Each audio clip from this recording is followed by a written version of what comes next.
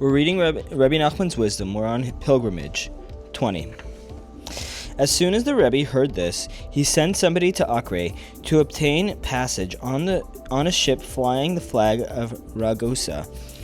He knew that Ragusa was not involved in the war between the French and the Turks. As a neutral nation, ships flying its flag were not subject to impressment.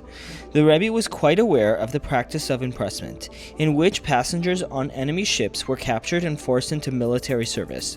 The Rebbe's agent was successful in obtaining passage on a ship from Ragusa.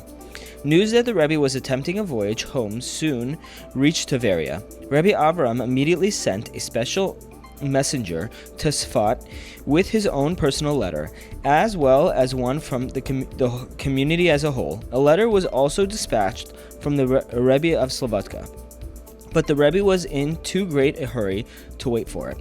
On Thursday evening, before Shabbat Zachor, the Rebbe left Sfat with his attendant. They traveled all that night, arriving in Acre just 3 hours before Shabbat began. They found their agent and sent him to make arrangements for them to board the ship on which they had booked passage. He returned with the news that their ship was already filled beyond capacity and it would be impossible for them to board. The Rebbe and his attendant realized that they would have to spend Shabbat Zachor in Acre. They had a letter of introduction from Rabbi Avram to a wealthy man who lived there and were able to spend Shabbat with him. When they heard the news that over 15,000 Turkish troops were stationed in Acre, they became quite alarmed. Later they learned that the gates of the city had been sealed, which filled them with great apprehension. In the middle of the Shabbat morning prayer service, the agent burst into a synagogue with the news that it was impossible to find another Rogosian ship, only Turkish merchant ships carrying cargo to Istanbul. War would break out in another 2 or 3 days. Remaining in the city involved great peril, for many people were sure to be killed in the battle. The agent said to the Rebbe, "It is better to risk the danger at sea than to remain here.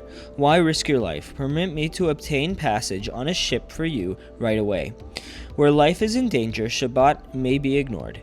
The Rebbe agreed, and the agent paid a gold dinar as a deposit for their passage on the Turkish trading vessel.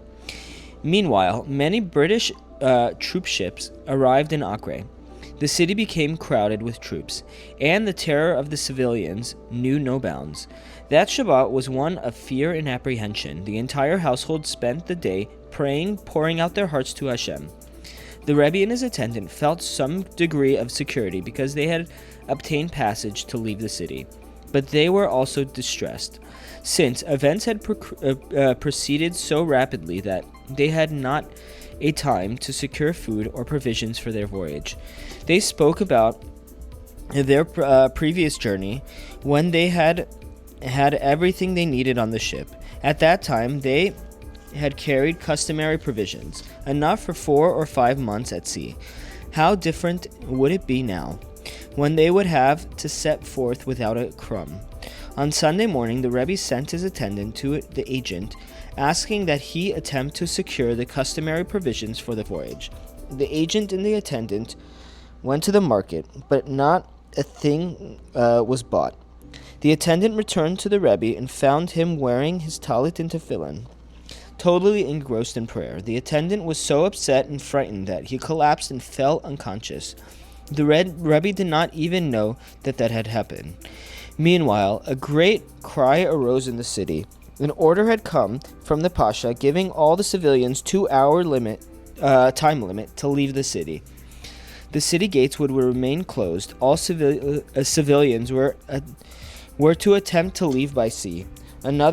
Anyone found in the city after 2 hours would be killed. The Rebbe soon learned the reason for this. The city was very overcrowded and the Turkish troops needed room to maneuver. In order to make room, they were prepared to slaughter everybody in the city. The city became a seething mass of terror. Screams and wails filled the streets. In the midst of all this commotion, the Rebbe had made his way to the sea. He was not even aware of his attendant, who was still lying unconscious. When the attempt when the attendant regained consciousness, he realized that the Rebbe was no longer in the house. He waited as long as he could, then he went out to the courtyard. He saw men, women, and children in the streets screaming, crying, and weeping, and wailing with great bitterness. The cry of the city seemed to rise to the very heavens. Their host's wife saw him and ran over to him, screaming, "Woe, a pity on your youth! You will be killed here. At least we had some good here. Now we must accept the bad with the good. But all the more pity on you. You have had enough here, and now you will be lost to your family." As she continued to wail in this manner, the attendant became more and more terrified. He was numb with fear and could not even move a finger. Finally, he summoned enough presence of mind to ask her about the Rebbe. She replied, "I imagined that he fled to sea." As soon as he heard this, the attendant realized that the Rebbe must have fled empty-handed, since their chest was still in the house. That chest contained all their money and possessions. They could not leave without it. He tried to lift it, but it was obvious that he could not carry it by himself. Suddenly, a Jew appeared and offered to carry the chest. Together they fled towards the sea. But soon they found it was impossible to move through the city because of the great confusion. Troops were surging through the city, ready to stab anybody who got in their way. But here again, Hashem had mercy and arranged things for the best. Suddenly the Turks standing on the top of the wall announced that they had a good report. The people pressed around the wall to listen, and a lane opened to get through the city to the sea. When the attendant arrived to the docks, he saw a confusion of ships and could not find the Rebbe. He looked up and down, searching one place after another. Finally, he came to a small sailboat filled with Turks. When he looked more closely, he saw that there, sitting in their midst, was the Rebbe. The Rebbe and his attendant were overjoyed to be together again. They had both experienced considerable anguish, each not knowing where to find the other. The small boat eventually left the port and brought them to a large cruiser anchored in the harbor near Haifa. At first, they were very surprised to see their ship bristling with cannon. They discussed this and came to the conclusion that because of the war, even the merchant ships were carrying weapons. There had been so much confusion when the Rebbe was fleeing that he did not even have time to get further information from the agent. He had no idea where his ship was, and somehow he was led to believe that this small boat would bring him to it. Little did he know that he was being brought to a Turkish warship. Even as they boarded, they had no idea their great peril.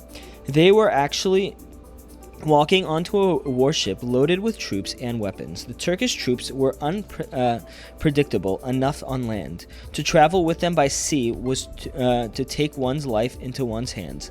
The Turks helped them on board and gave them a private room. Not knowing the language, they had no way of communicating with the Turks, but they certainly realized that something was wrong when the Rebbe's attendant was handed a loaded gun.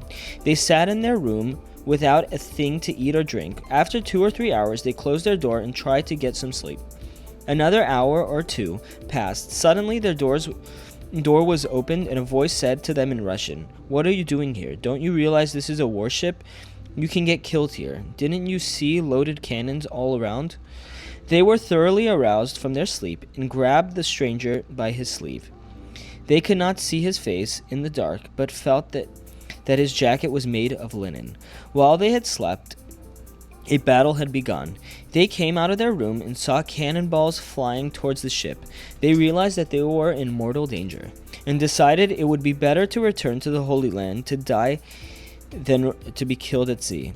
They begged the stranger to help them get off the boat and return to shore. He replied that he would need a considerable sum of money to try to bribe the captain. The Rebbe's attendant went to their chest to get the money. He waited a while, thinking that the stranger would speak to the captain in the meantime. After a short while had passed, the attendant went to the captain, holding out his hand with money. The captain began to scream at him in Turkish, but the attendant could not understand a word. They had no other choice but to find the stranger who they had spoken to in Russian. They searched the ship over and over, but they found were only Turks and Arabs. There was not a single person who spoke Russian. Having their only means of communication, their apprehension grew by the minute. They literally began to tremble with fear. They tried to get some rest during the night, but could not even lie on their cots. So great was their trembling.